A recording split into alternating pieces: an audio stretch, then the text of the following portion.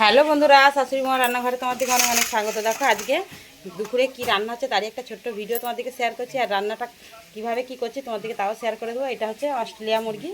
দেখো প্রথমে আমি টক দই দিয়ে আর নুন তেল দিয়ে সব কিছু দিয়েই একটু সিটি মেরে রেখেছি। আর এখানে একটুখানি আমার ছোটো ছেলের জন্য নিয়ে আসা হয়েছে পোলট্রি, সে খায়নি অস্ট্রেলিয়া, ওই জন্য তার জন্য একটু পোলট্রি কষা করব। আর এইটা একটু ঝোলঝোল করে করবো, তোমাদেরকে ভিডিওটা শেয়ার করবো। তোমরা প্রথম থেকে শেষ পর্যন্ত পুরো ভিডিওটা দেখে কমেন্ট করে জানাবে আমার এই মাংস রান্নাটা তোমাদের কেমন লেগেছে।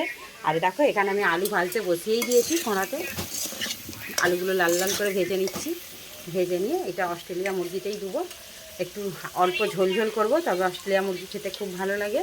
আর রান্নাটা তোমাদেরকে শেয়ার করো, তোমরা দেখতে থাকো আর কমেন্ট করে অবশ্যই জানাবে আমার এই রান্নাটা তোমাদের কেমন লেগেছে। দেখো এখনই সিটি মেরে রেখেছি, কত সুন্দর দেখতে। আর এখানে দেখো এটা ম্যারিনেট করা আছে। পোলট্রি মাংসটা রাঁধবো বলে এখানে একটুখানি পেঁয়াজ ফেলে দিয়েছি, যেমন গরম মশলা দিই সব কিছু দিয়ে পেঁয়াজটা ভাজা ভাজা করে নেব, নিয়ে মাংসটা তুলে দেবো। সব কিছুই ম্যারিনেট করা আছে, করতে আমার খুবই তাড়াতাড়ি হবে। আর এই মাংসটা তো তোমাদেরকে শেয়ার করবোই, তোমরা দেখতে থাকো। দেখো মশলাটা কষে নিয়েছি,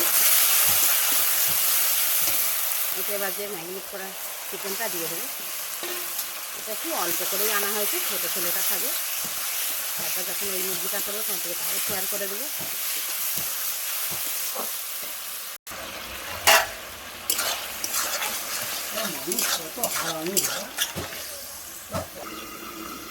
দেখো এই চিকেন কষাটা আবার খুলে দেখবো। দেখো হয়েই গেছে। এবার আমি অস্ট্রেলিয়া মুরগিটা করবো, তোমাদেরকে শেয়ার করবো। এটা ঢেলে নিই। দেখো একটা চিকেন কষা হয়ে গেছে, এবার এটা কষবো। দেখো এবার এই মাংসটা বসাবো, কড়াতে আমি তেল দিয়ে দেবো।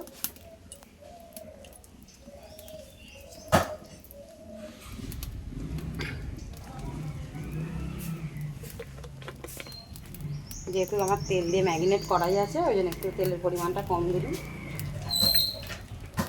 দিয়ে দেবো গোটা গরম মশলা, গোটা গরম মশলাটা আমার হয়ে গেলে এতে দিয়ে দেবো পেঁয়াজ।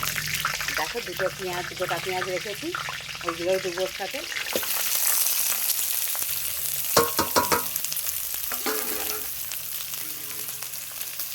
দিয়ে ভালো করে ভাজবো, ভেজে নিয়ে আমাদের আবারও শেয়ার করবো। দিয়ে দেবো আদা রসুনের পেস্ট,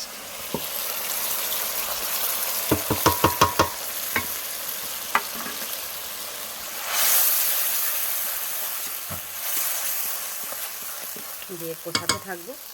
বাদ বাকি মশলা আমার এতে মাখাই আছে, অল্প একটু একটু দেবো। কালারটা সুন্দর আসার জন্য আমি এখানে লাল লঙ্কার গুঁড়ো দিয়ে দেবো।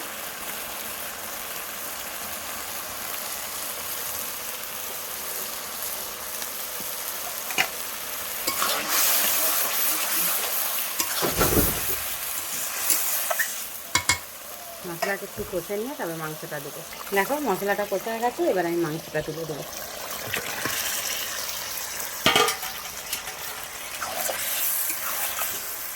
ওর সঙ্গে দেখো আলুটাও দিয়ে দেবো, দিয়ে আমি সবগুলো একসঙ্গে কষে দেবো।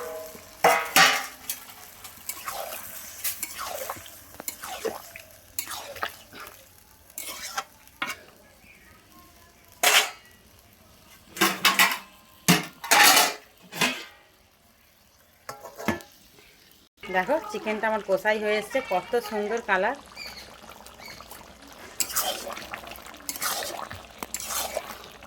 দেখো একটা দুটো বড় বড় পেঁয়াজ দিয়েছি।